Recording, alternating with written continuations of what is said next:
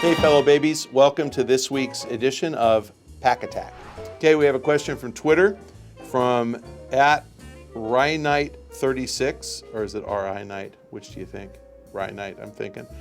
Do you think Microsoft or Sony will budge with plans to release their systems early when the Wii U drops? No chance. I think both Microsoft and Sony are dismissing Nintendo as a threat next generation. I think Nintendo made a conscious decision to roll the Wii U out with really not state-of-the-art technology. So the Wii U, although it's probably more powerful than the current gen consoles, it's probably less powerful than the next gen consoles from Microsoft and Sony.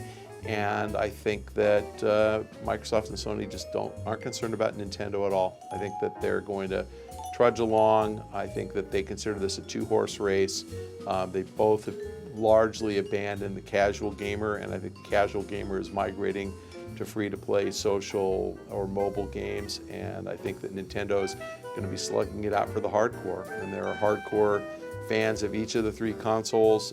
Primarily, that's based upon first-party content.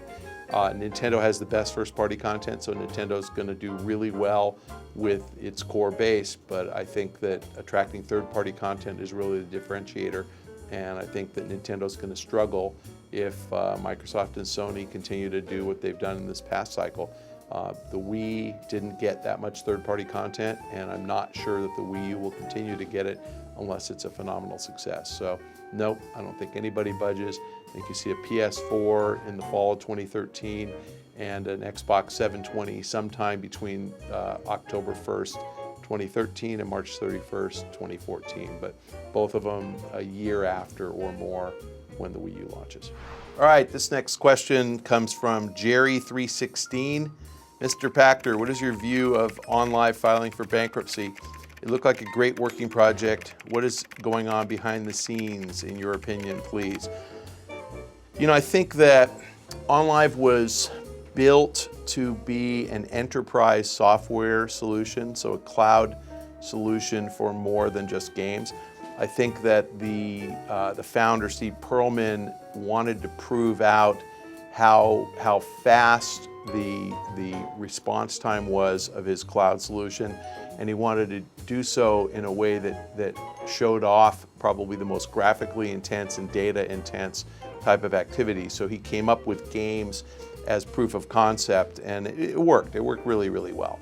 The delay was about 30 milliseconds, which is pretty small, and 31 thousandths of a second, so pretty small. So if you look at the founders of OnLive and the strategic partners, you have guys in there like Autodesk, which clearly has nothing to do with games, AT&T, which clearly has nothing to do with games, Time Warner, absolutely nothing to do with games. And what you've got from these type of guys is a clear signal that they were thinking about something other than games as a potential for OnLive. I think in AT&T's case, it was probably Uverse, that they would, OnLive could be your TV receiver, and you wouldn't need anything but an internet connection. You'd get your TV over the internet, and it would obviously work. I think with Time Warner, it was video on demand. They were going to let you get movies and pay-per-view. I think with Autodesk, who sells like $70,000 software suites for computer-assisted design, they were hoping that they wouldn't have any piracy. If you guys go look up the case that said that made people worried about used games being allowed to be sold in digital form, not the EU case, but the US case, it was a guy who sold a PC, and there was a version of Autodesk software on the PC, and Autodesk successfully sued, saying that that was an end-user license. It was not a purchase of the actual software itself. So it wasn't able to be transferred. But Autodesk doesn't even want to get into that because they knew about that. They don't want people buying their software and then giving it away or selling it to somebody else. So one way to control that is deliver it through the cloud. So again, I think that OnLive had a really smart plan for how to roll out the business. I think the proof of concept as a gaming service, as a cloud gaming service, proves that they could do all sorts of fast twitch two-way interactivity. I think that the reason they went bankrupt is they were overly ambitious in how fast they built out and what they planned to get in terms of numbers of users. And I think the reason they were not able to attract that many users is content. I mean, they just did not get a lot of frontline new games. I think that the most current stuff they got was from THQ, who needed any outlet it could, to sell its games. But zero content from Activision and relatively old content, 1 year old from Take-Two, even more from Electronic Arts. So you just weren't getting a lot of frontline games, and it really didn't make a lot of sense to people to subscribe to OnLive if they couldn't get anything that was current. So I think that they built the service and they staffed up, planning for 2 to 10 times as many users. When they realized that their overhead was burying them, they had to reduce the amount of headcount. The most expedient way to do that was, this ABC bankruptcy, assignment for the benefit of creditors, and they just restructured, essentially laid everybody off, hired back apparently about half of them. Still don't have any details on whether they paid the other people who were severed, and I feel real bad because a lot of people lost their jobs. I think everybody overlooks that all the money that went into this was really out of Steve Perlman's pocket. He's a phenomenally successful guy. He's a crazy, intelligent, just inventor.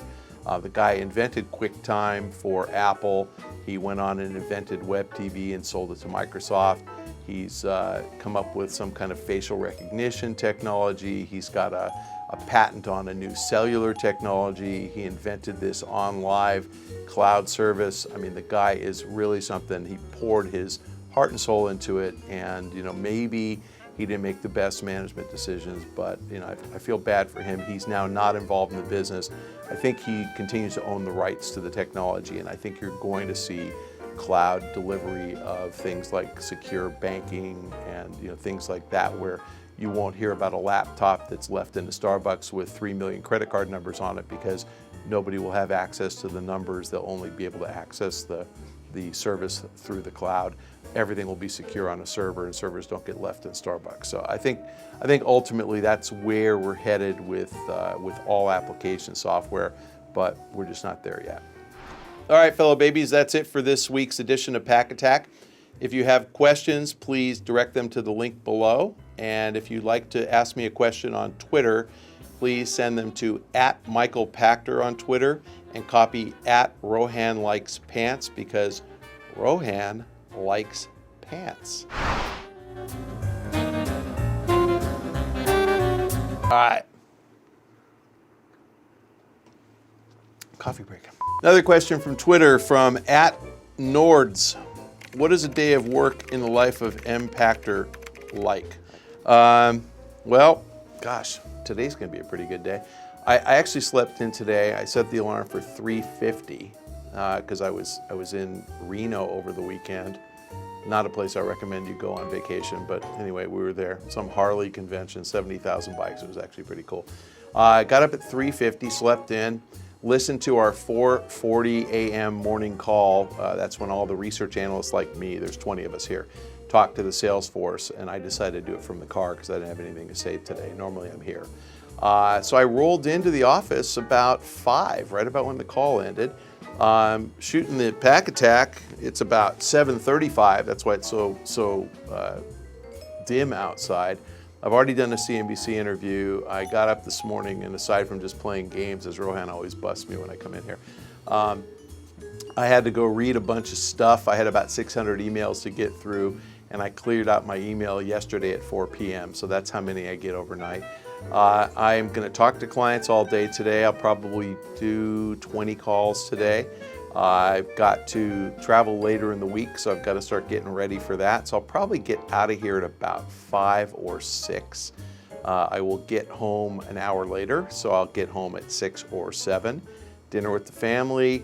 Probably tonight, since I don't have earnings or anything, I'm going to catch up on the X Factor because I love Brittany, as I'm sure all of you guys do too. She's actually pretty good on that show. And then hit the pillows by about 9:30, and then tomorrow I get to get up at 3:20 because I don't get to sleep in tomorrow. So 6 hours of sleep for me. about 12 hours of work. Now during an earnings season, I covered 19 stocks. They report each 4 times a year, so I've got to do, 76 earnings a year. I've got to be here typically about a half an hour earlier. I have to stay typically about 2 hours later, but that's fortunately only 76 days out of the 250 work days of the year, so it's not that bad. And then I get to work usually every weekend for 4 or 5 hours because I publish a lot of notes. You guys have heard of notes. I publish these things, and they're average about 5 or 6 pages. Anyway, I do these things about, I don't know, I do probably 6 a week. So we write 2 every weekend. So I always have my associates finish everything by Friday afternoon so they can have the weekend off. I write all the notes on the weekends, and then we publish them Monday morning, and I have to talk about them Monday morning.